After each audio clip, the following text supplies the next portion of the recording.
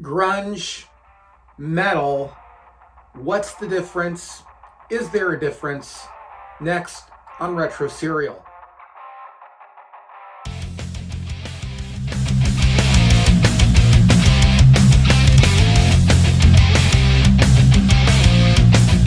Hey everyone, welcome to Retro Serial.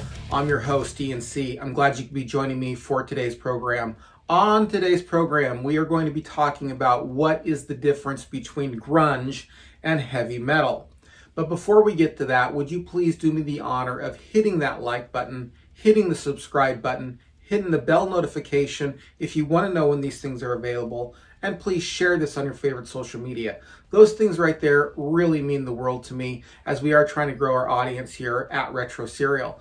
And if you want to go an extra step and part with some of your hard-earned cash, you're always welcome to join our Patreon, where there are currently 2 levels of support and a potential 3rd level of support coming soon. First level is a tip jar. It's just $3 a month. Hey, we like what you're doing. Second level is the Cornflake Club, where you get most all videos and all podcasts 1 day in advance. And then the third one is the Honeycomb Hideout, where you'll be receiving exclusive content only to people who are involved in the Honeycomb Hideout. Now, with all that said, let's talk about the differences between metal and grunge. In 2011, VH1 released Metal Evolution. It was a documentary series talking about heavy metal and its various emanations. In this documentary series, there was an episode devoted to grunge, in which they put grunge as a subgenre or an evolution of heavy metal. I was seriously disappointed. How dare you! As somebody who grew up in the 80s listening to heavy metal, and as somebody who actually was there when the alternative scene broke and the more particularly grunge rock scene broke, I couldn't have disagreed more with categorizing grunge as a subgenre of heavy metal. The confusion that grunge is an evolution of heavy metal is to a degree understandable. First, both are subgenres of the larger genre of music known as rock music, and they're actually both subgenres of what's considered heavy rock music. Heavy metal is heavy rock, and grunge is heavy rock as well, and they're going to have some similarities. The second reason for this confusion is that metal came out first. So with these two things in mind, it's easy to see why one might think that grunge is kind of a child or grandchild of metal or an evolution of metal. That they're both rock music, they're both heavy rock music, and so they're similar, and one came out before the other. But this is a little bit like saying that just because two people have the same grandparents and one person is older, therefore the older person produced the younger person, where in fact that's not the case. They're cousins. And grunge and metal are close cousins. But just because they're close cousins doesn't mean that metal produced grunge, but you can see the confusion. Just because they both have the same progenitor, heavy rock music, and just because metal came out first does not mean that metal produced grunge, or that grunge is an evolution of metal, or that grunge is a subgenre of metal. One last thing before I talk about the differences between grunge and heavy metal and what separates the two categories is that there will always be exceptions to the rule. I'll talk about what makes grunge grunge and what makes heavy metal, and you'll always be able to point out a band or a song which breaks that mold. So think of these as more of very strong guidelines rather than total 100% rules.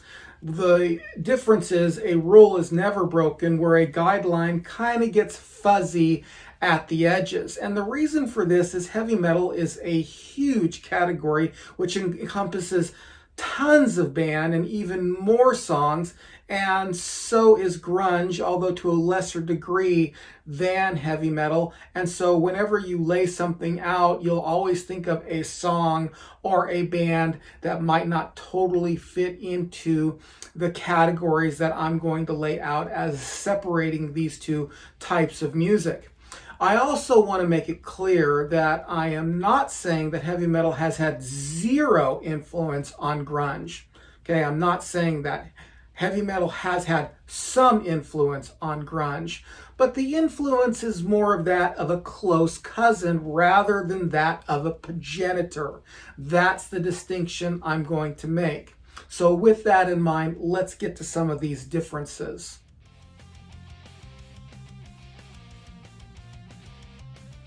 The first thing we must do in unraveling the difference between heavy metal and grunge is understanding that grunge is a subcategory already of another type of rock music that's outside the heavy metal genre, and that subgenre that it belongs to, or that genre that it belongs to, is known as alternative rock. Now, there was a time when alternative rock and grunge were nearly synonymous, but alternative rock was a bunch of bands that couldn't quite be put into any type of previously defined genres of music, and therefore they made up its own category.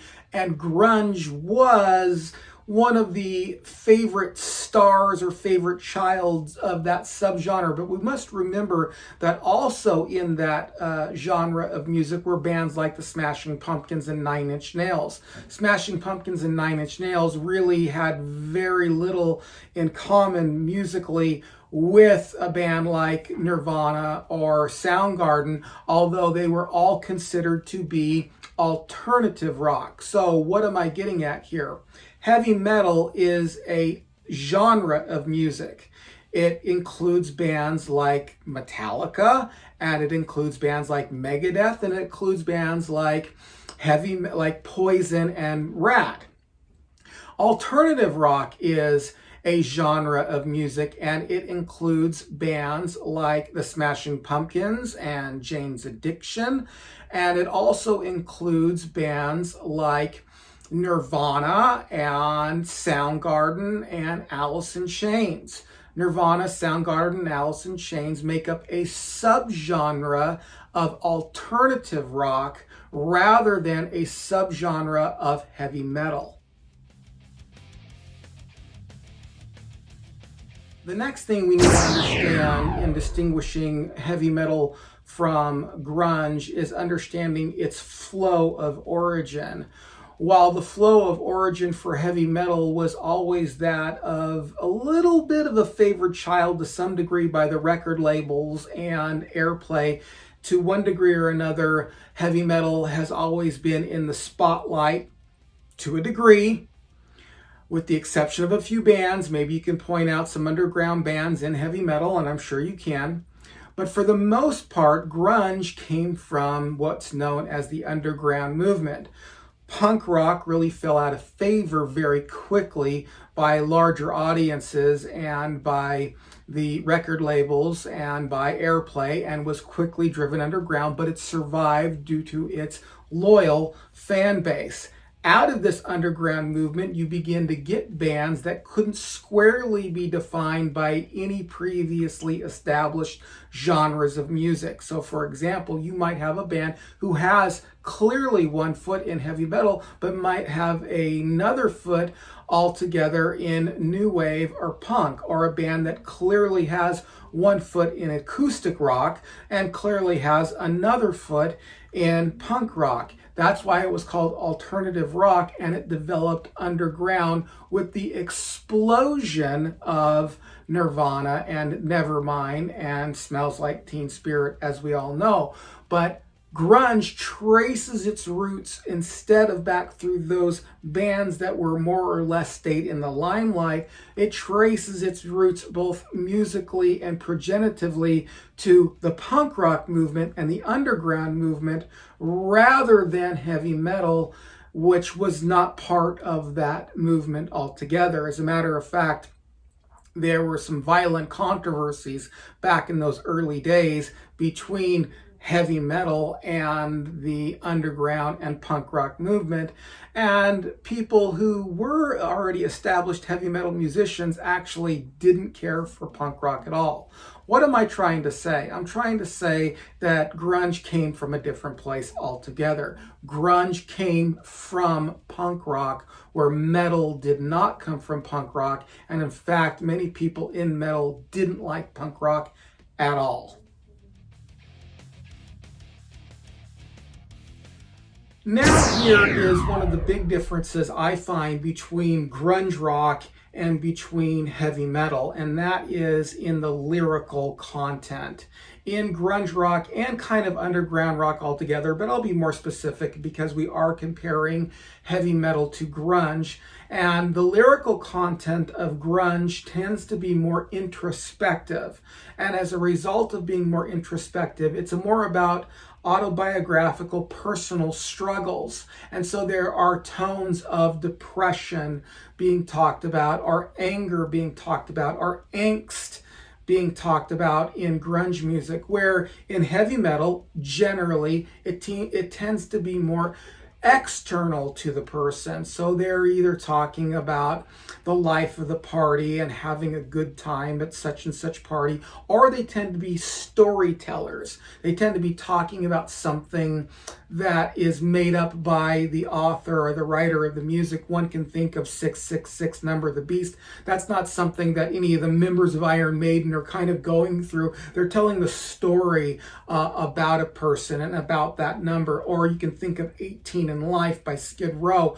They're telling a story. They're not really, this isn't something they've struggled with or struggled through. Where in grunge rock, they're tending to think about the depressive nature of life, or the anger or the angst that they have, or their personal drug abuse. To me, that's actually one of the biggest differences between the two genres of music.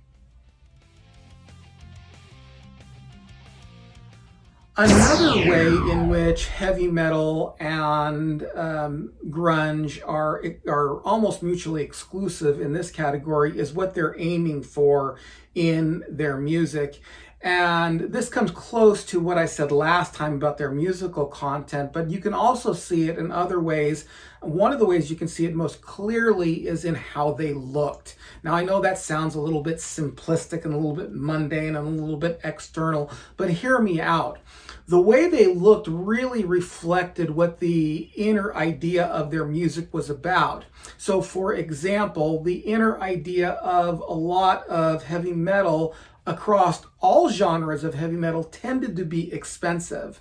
So you could take a band like Iron Maiden and compare it with a band like Poison, and Iron Maiden might be wearing a dark leather jacket, which was expensive to get, or Poison might be wearing a pink leather jacket, which also might be kind of expensive to get, but it was very externally motivated, and it separated them from the audience in the fact that they were wearing things that were difficult to buy, because that's what the music ethos was about. It was more about expense. Where in grunge, on the other hand, man, they just wore what they had on. It was a group of garage bands who became famous. And as a garage band, and not caring a whole lot about how much money you spent on clothes or how much money you spent on hair products, they tended to wear just what they had on. And it was a product of where they lived in the Northwest, in a logging community. So you would have somebody who would wear a flannel jacket down the street because they're cold, and then you see them in that same flannel jacket in their music videos. Now, I do realize later that people got greedy and capitalized on flannel jackets, and flannel jackets kind of became expensive. But that wasn't the root of the difference between the two. Let me explain it once again. One tends to be more ultimate expense oriented, and you can see that in its wardrobe, and the other tends to be not that way, tends to be downplayed on the expense and more connected with their audience, at least on that level. And now let's get to the music itself. There is a strong distinguishment, and I would even argue separation, between heavy metal in all its forms and grunge, to the degree that grunge cannot simply be put as an evolution of heavy metal or the byproduct of heavy metal. And it really has more to do with than just the fact that grunge is more of a punk rock kind of ethos and heavy metal is not. That grunge is more of a punk rock repackaging of that punk ethos in grunge. Heavy metal is not. It's actually more than that. And what is that distinguishment? What is that difference? Well, it really has to do with how the musicians relate to the song and where the song takes priority in each of the two different types of music. In grunge music, the song is the main thing. In other words, each individual artist is contributing to the song. So the vocals are there to promote the song. The guitar, the bass, the drums are there, and the song tends to be the main idea for each person to flow into and create the song. Where in heavy metal, it seems that the song is the showcase in which each artist individually can display their talent. Now, that doesn't mean the song's bad. That doesn't mean the song's good. What that means is the song is kind of the showcase platform so that the singer can show you how many rungs that he can do or how growly his voice can be. And the song is there to promote the showcase of how awesome the guitarist can be and how quickly that he can make the licks and how innovative his licks are. The song tends to be the showcase in which each individual artist can display their talents, where in grunge it tends to be that each individual talent is going in to create the song. So that's more of a personal call, on my opinion. I'm not sure what you think about that, but it's just a call that I have where I see the differences in the musical talent and how the musical talent is being used and disseminated in the music. So what's your biggest difference? Do you still think that grunge is a subgenre of heavy metal? Have I convinced you that grunge is not a subgenre of heavy metal? Battle it out in the comments below and let me think about maybe some differences that I missed that you thought of, or were there differences that I made too much out of? Let me know. And if you like this video, please don't forget to like, comment, subscribe, share it on your favorite social media, hit my Patreon page, and donate some of your hard-earned cash. And until then, until we meet again, stay retro, everyone.